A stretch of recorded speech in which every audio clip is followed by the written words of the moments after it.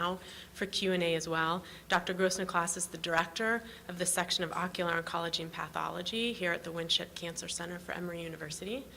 And you'll hear more about his research, which is really exciting later today. So we appreciate him joining us for the Q&A. So we have 2 microphones. If you wouldn't mind just going up to the microphones with your questions. That way everyone can hear the questions, and then our panelists can answer them down here with their mic. Thank you. And we have about 15 minutes for Q&A for this part. And maybe it would be helpful if you feel comfortable stating your name and where you're from before you ask your question.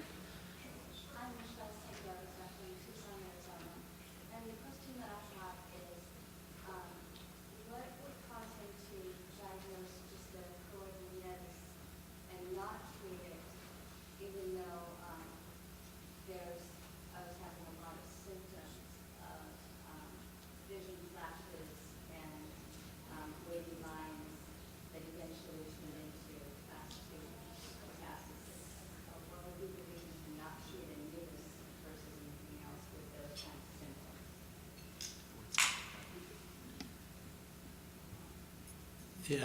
Hello, Tokyo. So the question is, why would you not treat a nevus? Yeah, a nevus with symptoms. Mm-hmm. Okay. I think, well, if the symptoms are, a nevus shouldn't cause symptoms. You know, to me, the symptoms are very objective. Patients come in, I see patients all the time with symptoms of flashes, squiggly lines, right. And what I have to determine is, are those symptoms coming from the lesion in the eye, or are they coming from something else?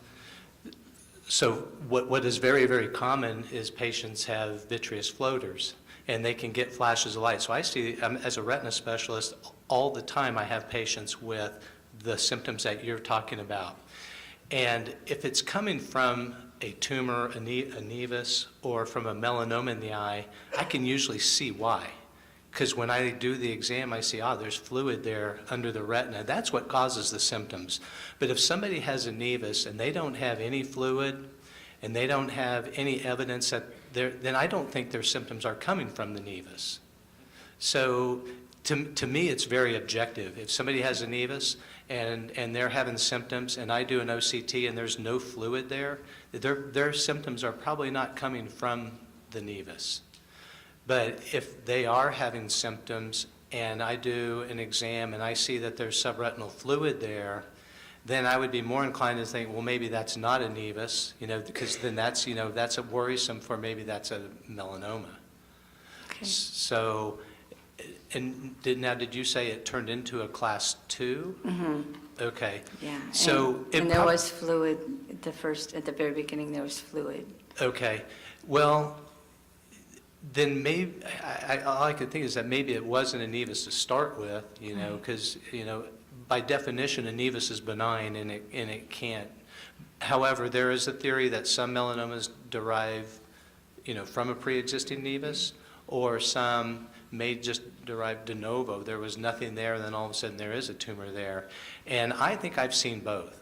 I can't prove it, but I've seen some that look like, and I have some photos where it's like, wow, it looked like there was a chronic tumor that had probably been there for a long time. And then all of a sudden there was a mushroom growing up out of the middle of it, which I think was maybe a nevus that had converted into a melanoma. So it's hard for me to answer the question without knowing, how long was it there, what did it look like years ago. But if somebody came in with a pigmented lesion and there was subretinal fluid, that would be one that I would want to watch really closely and or treat right away, depending on those things that we look for. I've treated tumors that were completely flat based on high-risk characteristics.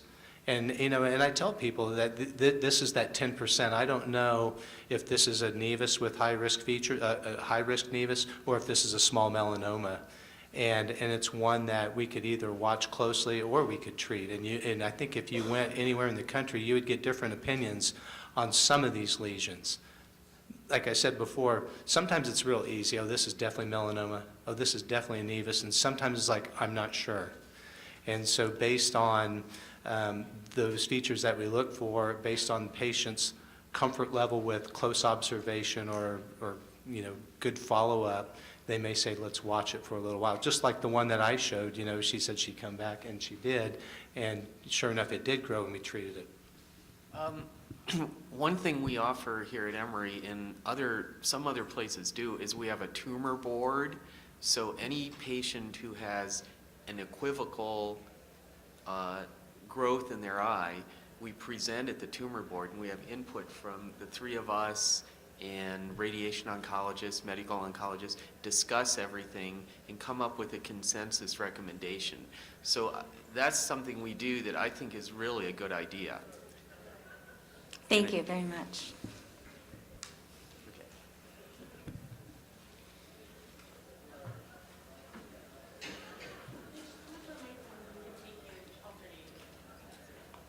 Hi, I'm Melissa Ream.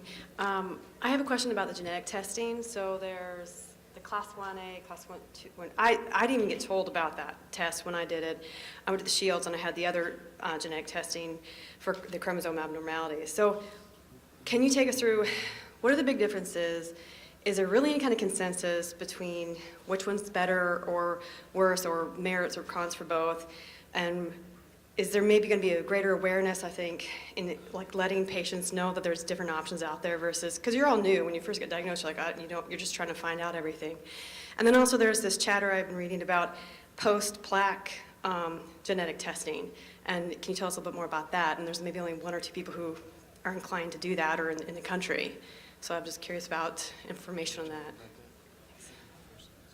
So there are a number of different ways of doing the genetic testing, like chromosome 3 analysis to see if it's monosomy or disomy, and the technique is a karyotype, and then we have the gene expression profile offered by a company.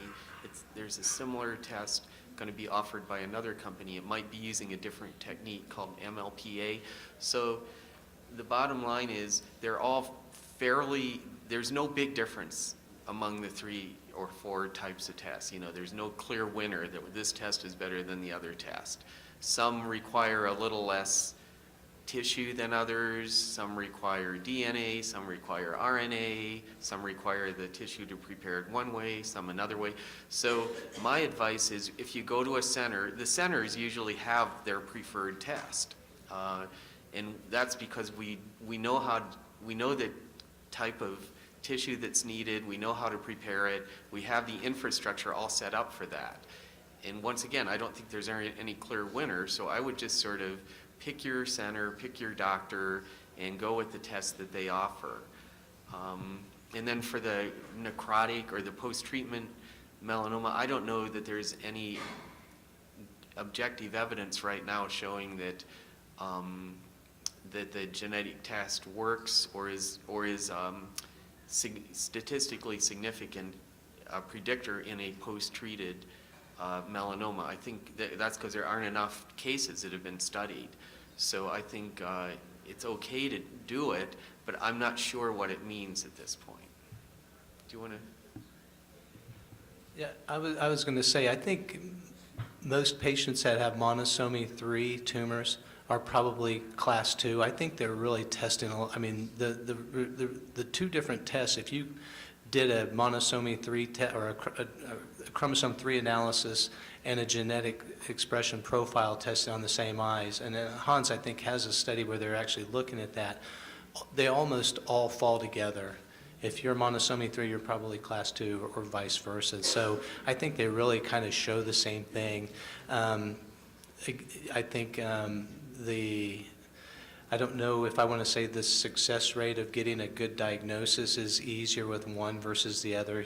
I think that gene expression profiling, since it only requires 6 or 7 cells to make a diagnosis, is pretty easy or simple, and there's a 95% chance that we'll be able to get a genetic analysis of the tumor or classification of the tumor, whereas I think with monosomy 3 you might need a little bit more tissue, or maybe there's a little bit higher chance that we weren't able to determine, I think studies have shown that, to 20 to 50% of the time, they're not able to determine the genetics. So, but it probably also depends on who's doing the biopsy too. Some people like Carol and Jerry that have been doing these for a long time, I'm sure their success rate is higher than some other places that don't do as many. But I do think that they are very, very comparable tests. And as far as the post radiation and DNA analysis or RNA analysis, that radiation might change the DNA of the tumor. We think it probably does, which is why I'm not sure if you can really say that post-radiation the genetic test is the same as it was pre-radiation. I think maybe Dr. D'Amato does them that way. Maybe he does the biopsy at the time of plaque removal. And I would imagine that if you're doing it, 4 days after the plaque, it's probably not that much different. So, but what would be nice would be to look at, and maybe he's done this, do a pre-treatment biopsy, although, you don't want to mess around with your eyes either, and then compare it with a post and see, do you get the same thing? That would really be the only way to know for sure if the radiation is changing the genetics. But what I don't think would be very helpful would be to do a genetic test on an eye that was 2 years post-radiation treatment. Dr. D'Amato can do it within 90 days. Within 90 days? Yes. Does he do class 1 or class 2 with that? I've looked at the second generation testing. You do it. Okay, because I recall being at another meeting where someone mentioned the class 1, class 2 after treatment, and Bill Harbour, who really designed the treatment, he said it's not validated for post-treatment tumors as far as class 1, class 2 go. So I do recall that. And then another issue is cost. So Castle, doing class 1 and class 2, they've really worked with us, and if patients can't afford it, they still do the test for us. So they've worked really well with us. I think that for the class or the monosomy 3, and wherever we would send that out for would charge for that. So cost isn't an issue as well. Yeah, I paid for that one. Yeah. Well, the next question, if I could just add one thing to this. The conversation about which test works better and when, all this is great information. I mean, this is really of great value. But the key is, I think we still have situations where people are not informed of the option of having the testing done. And we pulled together a group of experts some time ago to see if we could come up with a consensus statement about standard of care. And out of that group, there was a consensus that patients should be told about the option of these tests, whatever the test is. Let's not talk about this test versus, but the option of having that primary tumor tested, that should be offered to every patient before any further treatment is done. And the goal was to have a publication out of this, and that publication has been delayed because even though we had consensus in the room, once people left the room, there was still some conversation about it. And it's been, I have to tell you, personally, a great frustration to me that we haven't had that published yet. And it's not about blame, it's about just why can't we at least get a very minimum statement saying, tell the patient this is an option. And you can even contextualize it and say, here's why I don't think you should do it. If you're a physician, you don't think it should be done, here's why I don't think you should do it, but I want to give it to you an option. And the slide that was put up earlier, 97% in 2 different studies of patients want to know. That to me is compelling evidence, and it should be left up to the patient to get this information. I'm sorry, I'm on a soapbox, I'll shut up. We've beat this thing to death, but I just have some passion about this. Yeah, that's helpful. And for those of you who may not know what Tim's referring to, that discussion has now been workshopped at 4 separate scientific meetings, and is now actively heading towards publication. So I think this is our year, but it's been a lot of discussion and controversy, as Tim said. So, but I think we're much, much closer. I was going to say that maybe we could take these last 2 comments and then take a break. And for those of you who might have questions after that, could step up just so we can get some folks to break on time. Okay, hello, and I'm Nicole, for those of you that don't know me. I am wondering about, I just saw, and it may not be new, I might have just seen it, that Dr. Harbour had actually put out some new information about the genetic testing. And that with the class 1 group, speaking about maybe 10% more turning into Mets than what we originally thought. I could be misunderstanding that, but that they then identified a new marker maybe, or the PRAM. PRAM. Thank Sorry. you. That was really loud. And so I was very curious if you could explain more about that, please. PRAME is actually, I think, a protein that's produced by melanoma, and I'm not quite sure if it's, if it's in the class 1s that are protected or the class 1s that aren't protected. So he's working on it, and I can tell you that one thing we can do now, kind of related to that, is in the tissue, if we get a biopsy of the melanoma or the liver, we can do a stain now, not a genetic test, but a stain. It's called an immunohistochemical stain for BAP1 protein. And if it's present, that means the BAP1 gene isn't mutated. If it's not present, it's probably mutated. And that's probably the same as going to come true for PRAME. So I think PRAME is going to be another marker. It's a protein marker, and that's the kind of thing you can stain for in a piece of tissue, and you don't have to do a genetic test. So that's, I'm not sure that I answered your question, but it's sort of one of the hot topics right now. Okay, so so you wouldn't need to get another sample, but you could still Yes, test for that. I think so. And do you know with his study, is that the 10% that he was talking about, is that more like the 1B group, or is that also including the 1A group? Yeah, that I don't know. I can't tell you right offhand. I was just hoping y'all might know. Okay, thank you. Yep. Yeah. Yeah. Yeah.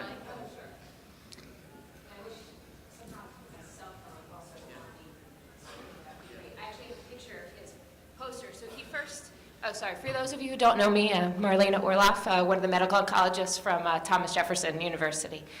So Will Harbour's group talked about this briefly and presented a poster at last AACR conference, which was about a year ago in April. So, very nicely, they looked at the survival curves for patients who are class 1 and class 2. And certainly the class 2 patients kind of always behave the way in which class 2 patients do, and then the class 1 patients seem to have a little bit of a break point. And historically, yes, they've been broken down into class 1A and class 1B. But then it appeared that when you follow those patients out long enough, there's actually a very different, distinct group. This kind of beyond the 1A, 1B, which they're calling PRAME positive versus PRAME negative. And actually the PRAME negative, the survival is 100% at like 5 to 10 years, whereas the PRAME positive patients start to develop METs, but a little bit later than you would expect for class 2. And there's actually some thought, because it is a tumor antigen, that these tumors may actually be more immunogenic, meaning they are more recognizable to the immune system. So this is very important because if we're figuring out a role for immunotherapy, these may actually be the tumors that have that little extra thing on their surface that make it more identifiable to the immune system. And the thought is that even too, and again, I don't know how much of this has been kind of published, but the thought is too that maybe the reason that these may develop metastasis a little later is like the immune system's keeping them in check for a little while because they do recognize this little kind of abnormality on the surface, but eventually, because cancer is very smart, it overcomes the immune system and then develops metastasis manifest. If anybody wants to see the poster, I have a picture of it on my phone, but very nicely it kind of breaks those two apart. So PRAME is something that I think we're going to see a lot more of. I don't know officially if it's going to get rolled out as part of the Castle report just yet, because I think they're still validating the data, but it's going to be something we're going to see a lot more of. Yeah, no problem.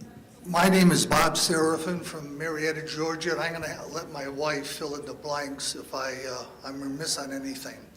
But about 6 years ago, my eye doctor in Marietta told me there was a small speck behind my eye, and we were going to watch it and basically come in at least once a year for follow-up. Well, last June, I started losing vision in my right eye, and I thought it was possibly a lens that I have in there from cataract surgery, and I went to my eye doctor, and immediately he sent me to his specialist in Marietta. And the specialist did some examination, then sent me over to Emory, where I guess I had scans and graphs and so forth and other pictures taken. And then it was fairly immediate at that time that I should go to Shields & Shields up in Philadelphia. And it was definitely immediate, so I figured, wow, it's only a speck, but I'm concerned about this. So I went to Shields & Shields up in Philadelphia, not once, but twice. I went up in June for the treatment, and then in November for the follow-up. And I remember them telling me that what they do up in Philadelphia with Shields & Shields, it's very, very common. And what was going to basically be recommended for me was very rare here in Atlanta, which has really surprised me because I didn't think that plaque therapy was that common after listening to the doctor, this gentleman from England. So I don't regret going up to Shields & Shields. I had the plaque therapy up there. I was up there 11 days. And then I came back, and the second trip was for laser therapy, plus they started the injections in the eye. And they claim that the tumor is dead. I do have 20/30 vision in my right eye, but 20/20 in my left eye. And my question is, I just felt all along that what the plaque therapy in Philadelphia was why I was at Shields & Shields, and it was something that was not common here in Atlanta. And that has blown me away a little bit by listening to the speakers, where obviously it's been described. So I just thought I'd ask you for an interpretation on that, but I am very glad that I did go to Shields & Shields. Yes, we're very close colleagues with the Shields and have been for a number of years. We started our ocular oncology service here about 8 years ago, and it's been building up. We now do about 80 plaques a year, so we're doing a good number here, and I think once the word gets out, I think the Shields would be happy to say, yeah, we do a good job here in Atlanta. I think there also may be a little competition between some private groups in Atlanta and Emory, and we have noticed this as well. So patients have been told that, oh, no one at Emory does this, and it's just not true. So. Because when he recommended I go to Emory, it was just for the pictures and the scans and everything else. There was nothing said about plaque surgery at Emory, and the thing was immediate that, hey, you better get up to Philadelphia for treatment up there. That just really surprised me. Yeah. Brachytherapy is older than 8 years at Emory, and we were participants in the collaborative ocular melanoma study back in the 80s. So we've been doing plaques here for 30 years. So it's not new to us. I am not going to say you shouldn't have gone there because you went to the world's experts. So yeah, I agree with you. And I will frequently offer patients. I'll say, look, we do a number of these here. I'm comfortable doing them here. And Jerry and Carol do more than we do. And if you would like another opinion or you would like your treatment done there, I can call them because they're on my cell phone and I can get you an appointment next week. And so I have no problem with patients going to Philadelphia. It is politics, I think, more than anything, just like Jill said. But at the same time, you are seeing the best person, and if it's your eye and you want to go there, I have no problem with somebody going up there for another opinion. What about follow-up? Because I've been up there twice. I prefer not to go for the third time. I know I'm up there in November, and I'm saying, can I have a follow-up? Yeah. Here rather than You absolutely can have follow-up here, and I don't think Jerry and Carol would have a problem with you doing follow-up down here either. We have several patients that have been treated there that when they realize they can have follow-up here and they would like to, I'm more than happy to do the follow-up. Jill's more than happy to do the follow-up. Hans is more than happy to do the follow-up. So, yeah, absolutely, we can do the follow-ups here. Yeah. All right, I think we have now, a quick question. We've just taken all of our break time. I'm trying to keep us on time, but I'm Jack Odell from Seattle. I just wanted to tell you briefly my experience with genetic testing. I was Dr. D'Amato's first patient in the United States, and with him coming here brought his experience from Liverpool and Europe, and I had proton beam. And they took tissue, and there was just enough for Castle, and I'm type 2. And I was disappointed, John was disappointed that we didn't get further on testing, and Dr. D'Amato said, well, the European standard includes post-biopsy, post-primary treatment biopsy. So we agreed, and I had the testing done.